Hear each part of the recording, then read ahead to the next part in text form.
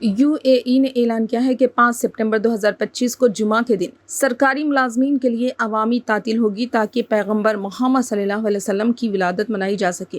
چونکہ یہ دن جمعہ کو آ رہا ہے اس لیے 3 دن کی چھٹی کا امکان ہے۔ 12 ربیع الاول کا دن مذہبی طور پر بہت اہمیت رکھتا ہے کیونکہ یہ پیغمبر اسلام صلی اللہ علیہ وسلم کی ولادت، ان کی تعلیمات اور ہمدردی، اتحاد اور انصاف کے پیغام کو یاد کرنے کا دن ہے۔ اس سال چونکہ یہ دن جمعہ کے ساتھ مل رہا ہے، یو اے ای کے باشندے طویل ویکنڈ جمعہ تا اتوار سے فائدہ اٹھا سکیں گے جو روحانی غور و فکر اور آرام کا وقت فراہم کرے گا۔ اسلامی کیلنڈر چاند کی گردش پر مبنی ہے اور اہم مذہبی تاریخیں نئے چاند کے نظر آنے سے طے کی جاتی ہیں۔ 23 اگست 2025 کو یو اے ای کے انٹرنیشنل اسٹرونومی سینٹر نے تصدیق کی ہے کہ ربیع الاول کے آغاز کا ہلال کسی بھی عرب ملک میں نظر نہیں آیا۔ اس وجہ سے 12 ربیع الاول جو عام طور پر پیغمبر اسلام صلی اللہ علیہ وسلم کی ولادت کے طور پر منایا جاتا ہے، یو اے ای اور دیگر ممالک میں 5 سپٹمبر 2025 کو منایا جائے گا۔ ربیع الاول کا 12واں دن دنیا بھر کے مسلمانوں کے لیے خاص اہمیت رکھتا ہے اور اس دن نمازیں، مذہبی لیکچرز اور کمیونٹی اجتماعات کے ذریعے پیغمبر اسلام صلی اللہ علیہ وسلم کی زندگی اور تعلیمات کا جشن منایا جاتا ہے۔ یہ دن ہمدردی، انصاف اور اتحاد کے پیغام پر غور کرنے کا موقع فراہم کرتا ہے۔ پیغمبر محمد صلی اللہ علیہ وسلم اسلام کے آخری نبی ہیں جو